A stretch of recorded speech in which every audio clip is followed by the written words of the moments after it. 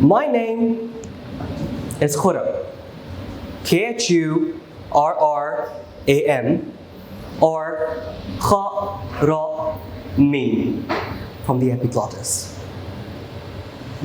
My name has been butchered 10 different times in different occasions. Khurram, Khurram, Khurram, Kareem. The other day somebody even called me Kumar. And I'm like, you changed my religion and my nationality in one go. My name means happiness. It's a Persian word that stands for Khurram, translated into Urdu, and that's where I get it from. And that is something that I try to give out in whatever I do, whoever I meet, and whoever comes across my path. Happiness. So naturally, when my 5-year-old niece, who is my biggest life consultant for all my decisions in life, came back from school her first day and was not happy, I had to go up to her and ask her, what happened? And she replied by saying, the children were mean to me. Now she's a kid. She doesn't even know what being means a lot means. But that one incident left me pondering for days. If she's being treated like that, where are we going wrong? What's happening with our world? The more I thought about it, the more I realized, the more I talked to people, and I understood that in this fast-paced life, where we're rushing to get bigger and better things, we're forgotten about the small little things that makes us human. Things, little, that may leave a bigger impact on our lives. Now, how many of you have had a day when you were feeling really sad, really down, when somebody just walked up to you, did something nice for you, gave you something nice, and ended up changing your entire mood? Yeah? Everybody goes through that experience. That is what prompted today's talk as well. That is what catapulted me into writing simple little things, which started as a self-help affirmations to myself for little things in life that make us human beings. And the first thing to that is always smile. Like this guy right here. Why can't we all just be nice? Smile, ladies and gentlemen, is the most effortless way to make this world a better place. If you don't see somebody smiling, give them yours. Now, I'm not talking about this smile. This is the creepy kind of smile.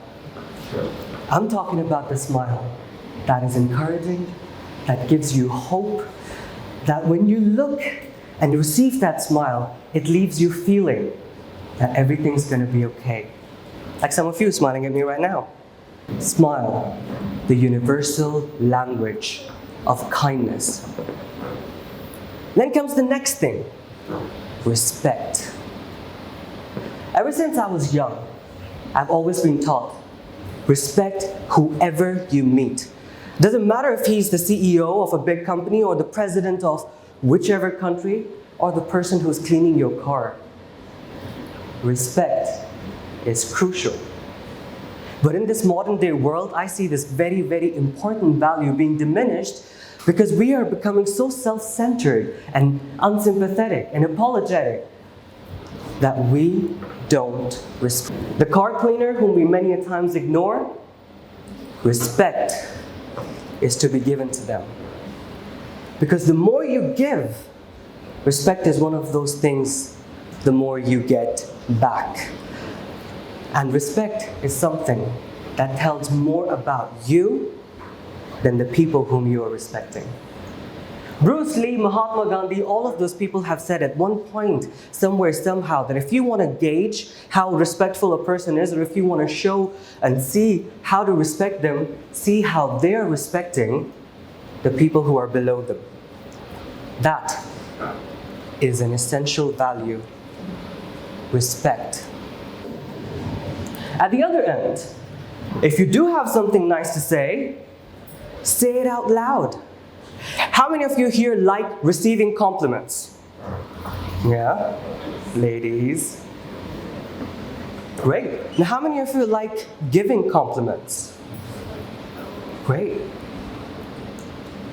A lot of us like receiving compliments, but not a lot of us like giving compliments. So how can we receive compliments if we don't give out compliments? Who is getting all these things? It was 2017. I was at a public speaking event and I saw this young girl up on stage giving her speech.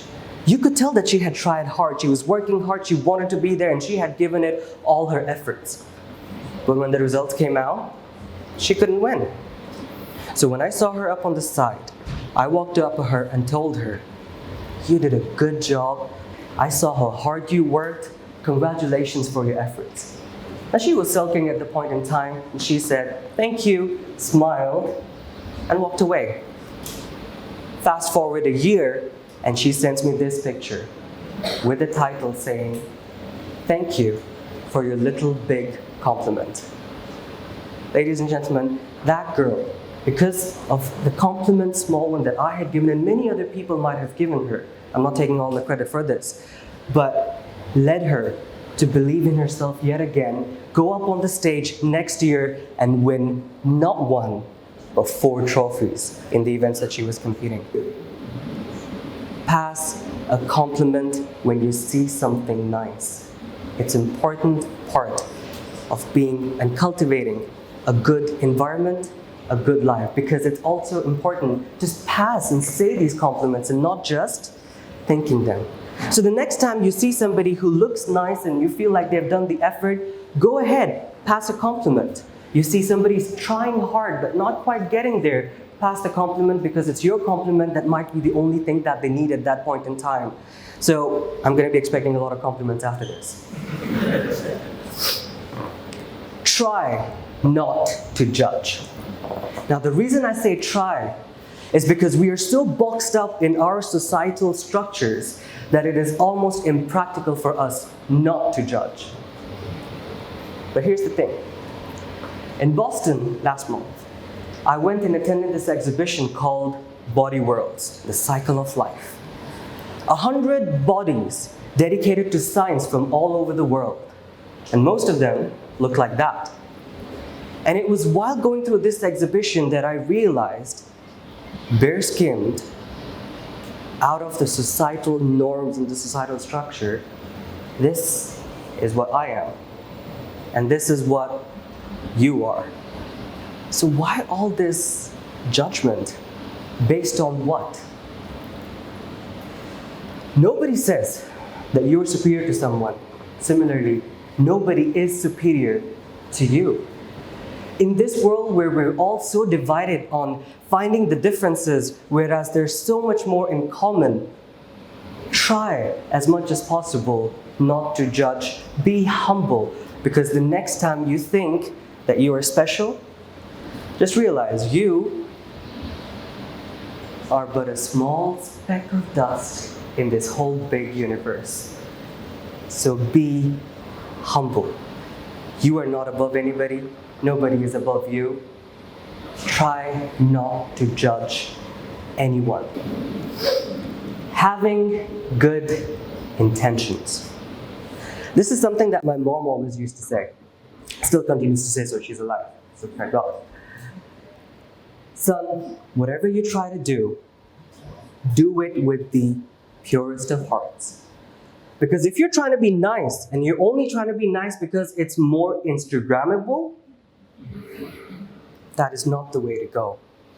Because as it is said, when your right hand is trying to do something good, your left hand should not know about it. Because whatever you're trying to attempt, try to attempt it with the good intentions. And if you're trying to be nice, do it because you're doing it for you. You're not doing it for the world. You're doing it to play your part in making this world a better place. always approach things with good intentions and good will come to you. The art of letting go. Now, I say art because, like any other art, it has to be recognized, developed, and worked upon. You see, this little organ that we have in our bodies, or if you like it, this thing, because that's more usable, is a peculiar organ.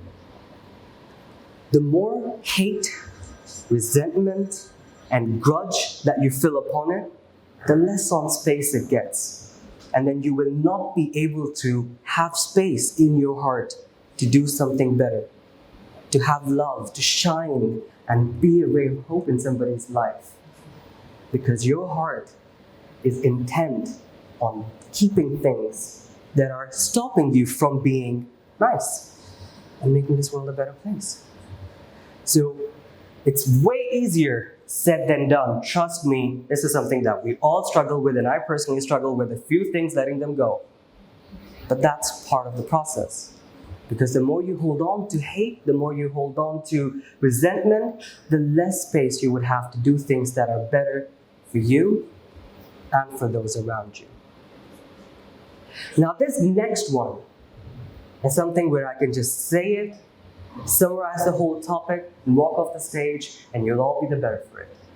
Because if there's anything that I want you to remember from whatever I'm saying now, of course I don't expect you to remember all of them, but if there's one thing particular that I want you to take away from this, is this golden rule of humanity, that is, do unto others as you would want others to do unto you. You would find that in all major religions of the world, and it is known as the golden rule of humanity. Whenever you're calling a customer service, anybody here works in customer service? A couple of people, yeah, you would know. Many a times you get calls that are, less than pleasant. That is why with this rule, whenever I try to call somebody, especially in the world of customer service, I try to imagine how I would be at the other end of the spectrum.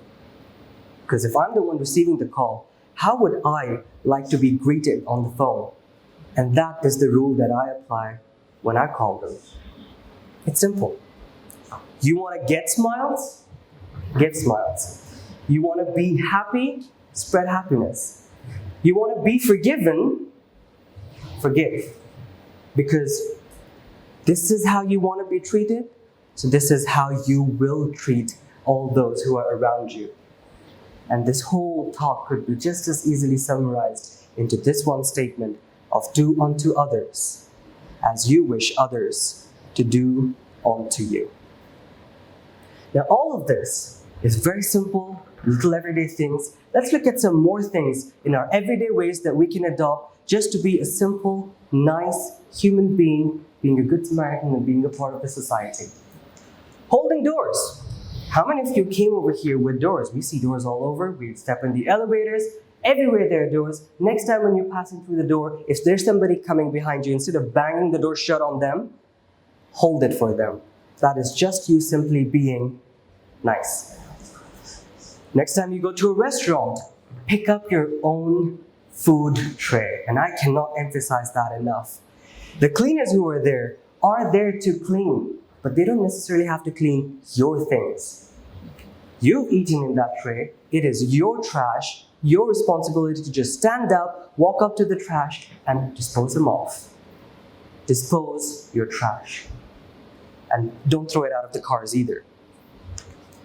Next time, somebody's trying to get in your way while you're out on the road, instead of being filled with road rage, give them way. Let them feel better. You never know, they might be in more need of that road to get somewhere than you are. And all that you're going to be back behind is just one car length. Don't be one of those people who park in the disabled parking. No matter how urgent it is, no matter how quick you need to reach, you don't have to park in the disabled parking. There will always be another space somewhere, somehow for you. You see a trolley cart lying around in the mall when you go over there, and if it's going to block your way, take it at least if you can't put it in the right place, move it out of the way. And same is the case if you see a stone, if you see something that might block your way, it can block other people's way. All you have to do is just pick it up, put it aside. And if you're like this guy, who is not smiling at all, and if you want to be this guy, who is smiling quite a lot, try to pick up trash that you see around. That is, could be in your office, could be in your workplace, could be in your car. Things like that, that could really make you from this guy to this guy. Try to keep the place clean because you are being a nice human. In the solid rock words of The Rock, he says, "It is nice to be important, but it is important to be nice."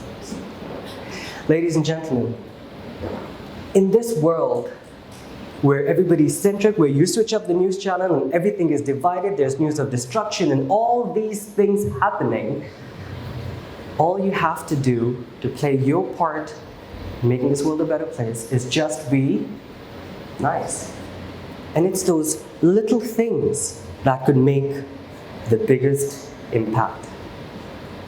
In this universe, we are but a speck of dust that exists in one moment and poof in the other.